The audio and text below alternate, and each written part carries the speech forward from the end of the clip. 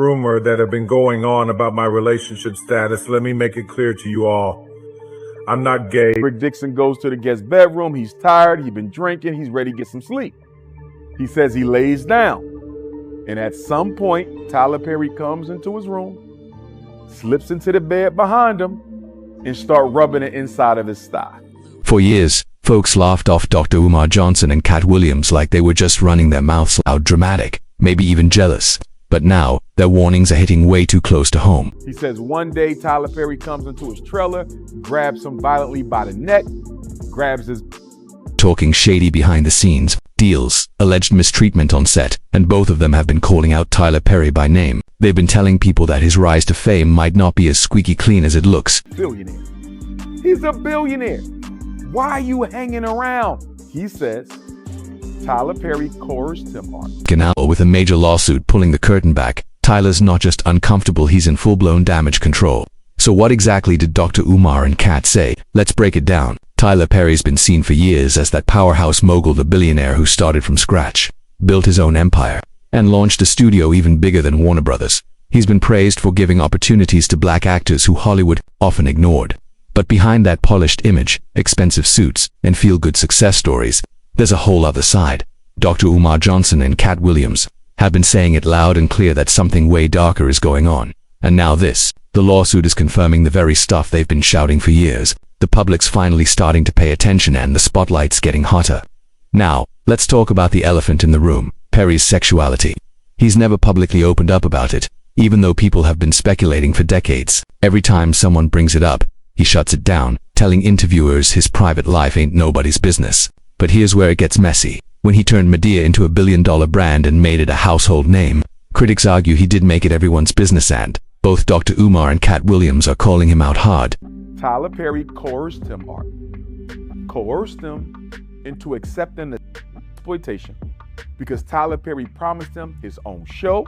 Now add in another twist. Perry's also catching heat over one of the most savage shows in animation history, the Boondocks. That show didn't hold back, and now folks are dragging him back into controversy all over again. The Boondocks is still one of the most iconic animated shows in black culture, period. Even though it wrapped up back in 2014, people still can't stop talking about it. Why? Because it tackled heavy topics with zero filter and never backed down from controversy. Just recently, a Twitter thread blew up after someone revisited one of the most talked about episodes ever. Pause. This one aired in June 2010, right in the middle of season 3, and it took direct aim at none other than Tyler Perry. This episode didn't just clown Perry's over-the-top movie style, it went way deeper. Word is, Perry and his inner circle were not happy about it, and it's easy to see why. The episode didn't just throw shade on his work, it also heavily implied that he was secretly gay and using his religion as a front for fame and fortune. In Pause, creator Aaron Magruder and his crew didn't hold back. They gave Perry a fictional alter ego, Winston Jerome, and turned Madea into something way darker. And so, I put on a dress and a wig and Jesus was. Winston Jerome was portrayed as a cult-like Hollywood figure who used spiritual talk and emotional manipulation to control the people around him. And yeah, it was wild. The name Pause itself was a jab at that street slang used to clear up any sus double meanings. Like when someone says something questionable, they'll throw in pause or no homo to keep things straight. But in this case, the episode flipped that on its head, aiming that coded language straight at Perry. They painted Jerome as someone who constantly dropped Jesus' name while isolating his cast and crew, making them cut off their friends and family, like he was running a full-blown cult. People watching were shook. Some fans even said the episode might have been revealing something way more serious underneath the laughs. This one episode had folks questioning Perry's entire image, and it sparked a storm that's still buzzing today. In the Boondocks episode, things took a wild turn when Jesus himself was shown giving advice to the Perry-inspired character about what kind of women appeal to audiences, and even seeming to co-sign some seductive behavior. In the fictional storyline, the character based on Tyler Perry is writing a play. But by the end of the episode, all the holy talk gets flipped on its head. I found them, my shirtless men. And Jesus was pleased. The parody version of Perry completely drops his polished church boy act and bluntly asks Granddad to sleep with him. No sugarcoating it, he says. Look man, all BS aside, can I please just have some A? And Granddad's reaction, straight up disbelief. He fires back. Do you mean to tell me that this whole cross-dressing Christian cult crap is just so you can sleep with men? Jerome responds casually. Pretty much yeah. The boldness of it had folks gasping. Greg Braxton from the Los Angeles Times didn't hold back either. He called Pause one of the strongest public takedowns of Tyler. Perry ever. He even grouped it with criticisms made by big names like Spike Lee, who's also called out Perry's work in the past. But things really started heating up again when Christian Key star and creator of All the Queen's Men went live on Instagram and dropped some serious tea. For nearly an hour, he opened up about facing sexual abuse in Hollywood. He didn't say any names directly, but he made it clear that the person who hurt him had a lot of power. Too. But he got, and at the same time, this person was sexually seeing me for years, claiming, that he had multiple young black men on the payroll. To hire young black men for his projects.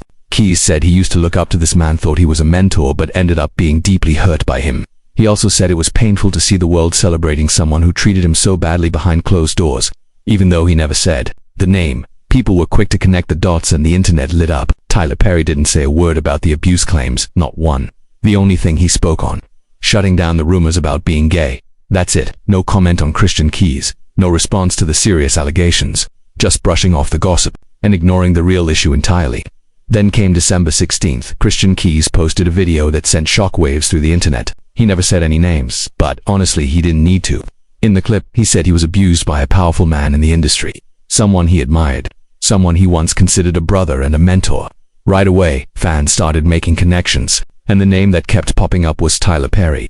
Keys had always spoken highly of Tyler before, called him a mentor, gave him credit for opening doors. That's why when he suddenly accused an unnamed mentor of serious abuse, it hit different. Even more chilling, he said he already had everything documented. Several family members and my attorney have the proof, he said. If anything, which happens to me, that information will come out. That line shook people. The reaction was immediate. Fans rushed Perry's social media demanding answers. Accusations spread like wildfire, and for once, Perry broke his usual silence and responded, but not about the abuse. He only denied the sexuality rumors, called it all lies. Rumor that have been going on about my relationship status, let me make it clear to you all.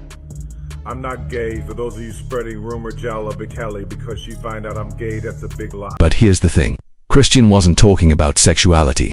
He was talking about power, manipulation, abuse, and the fact that the conversation got spun into tabloid gossip only made people more suspicious. All of this unfolded while Diddy's legal battle was already blowing the lid off the entertainment world. Diaz's forced silence, intimidation, tactics. Christian's video wasn't some isolated outburst. It lined up exactly with what Cassie had described in her lawsuit against Diddy. This ain't just drama, it's a pattern. And now, it's finally coming to light clear as day. What makes all of this even harder to brush off is that people like Dr. Umar Johnson were calling it out years ago in cartoon form.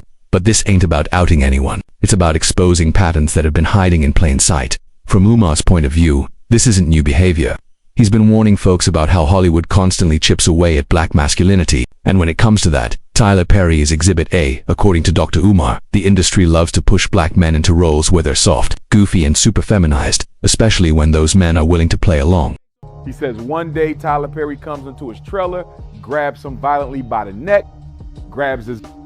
But if you resist, if you try to stand firm or speak out, the system punishes you just like that. To Umar, Madea isn't just a funny grandma in a dress. He sees her as a weapon, part of a long game by Hollywood execs to turn strong black men into something more digestible, more safe, and less threatening to the mainstream. And then you've got Katt Williams, arguably Tyler Perry's loudest and most unfiltered critic. Katt doesn't play polite, and he never holds back. His take straightforward. Why would a man with that much money, power, and talent keep going back to the same tired, exaggerated character? We're talking about someone who claims to write about strength, struggle, and faith, but then throws on a fat suit and a wig just to get some cheap laughs. Katt's even hinted that Perry's silence about the rumors has nothing to do with privacy. It's about protecting the system that made him rich. Katt once said during a stand-up, "You don't have to say it. The role says it for you." In Katt's eyes, Perry's fame exploded once he leaned all the way into Madea, and that wasn't by chance. Both he and Umar believe Perry was chosen by Hollywood because he was willing to play that role, while more outspoken black creatives were labeled as difficult and slowly pushed out. Over time, people got used to Madea. First, it was fresh and funny. Then, it became a throwback, something people grew up with. But now, folks are finally asking the same question Katt Williams and Dr. Umar been shouting for years. How did we end up with one of the most powerful black men in Hollywood being best known for dressing up as someone's grandma? It's not just about comedy anymore. It's about what that character represents. Dave Chappelle once dropped a deep quote that shook people. Once you see their genuine faces, you won't be able to stand them. They're too diabolical to bear. He said the same system that Met to exposed, that's the same monster he's been warning about. They hate the monster for how it messed with them. I hate it for how it feeds, he said. Cold but real. And here's what's wild. Dave's one of the only comedians who's kept his voice sharp and unfiltered. He's not scared of anyone. Meanwhile, Kevin Hart told the world he wasn't about to wear a dress. He had boundaries. But then boom, he pops up on SNL for his debut, wearing the exact thing he said he'd never do. Even Chappelle was shocked. That I've really dreamt of doing, which is becoming a global brand and what I love to do and tell jokes. So I'm happy. Kevin later spoke on it, saying he once felt the pressure and realized Hollywood and maybe something even deeper was trying to break him down. Some folks call it the industry. Others hint at something darker, even name-dropping the Illuminati. He also dropped a cryptic comment that hinted at something deeper behind the scenes, something most people missed. Dress, man, I'm funnier than a dress. Just give me something funny to say. I don't need to wear no dress to be funny. A small detail in the bigger picture, but still powerful. Then came that strange moment on the Kelly Clarkson show that had viewers squinting. While talking about doing lower-paying gigs for extra cash, Clarkson joked that sometimes people in power ask you to do things you'd never normally do. When she flipped it and said those people should step forward and explain themselves, everyone got quiet. Real quiet. Kevin Hart quickly jumped in during that Kelly Clarkson show moment, saying, "It's an open dialogue. We can talk about anything," while putting his finger to his lips like a signal to hush things up. That small gesture didn't go unnoticed. It set off a wave of new speculation about what celebs are really allowed to say on live TV and what lines they better not cross. People started whispering. Something strange is definitely going on behind the scenes. Then there's Tyler Perry's movie Acrimony, the film that had Twitter in full meltdown mode. It sparked endless debates. Some folks blasted Perry for always showing black women stuck in toxic relationships and emotional chaos. Others defended him, saying he's just telling the real stories many black women face. Either way, the reactions were loud and divided. What it really shows is just how much power Perry has when it comes to shaping narratives in black media. His stories get people talking, but critics say it's time to stop just clapping for the positive and start looking closer at the patterns. They'll argue his work often paints black women in a harsh light, either as angry, broken, or hopeless until they fit into some strict mold of what's acceptable. A lot of people have pointed out that Perry's stories push this outdated idea that being polite, proper, and following society's rules is the only path to happiness. That's what they call respectability politics. Manage it, grow it, through all the growing pains of it all. You've managed to do it all on your own, figuring it out and learning as you've gone. Calling me a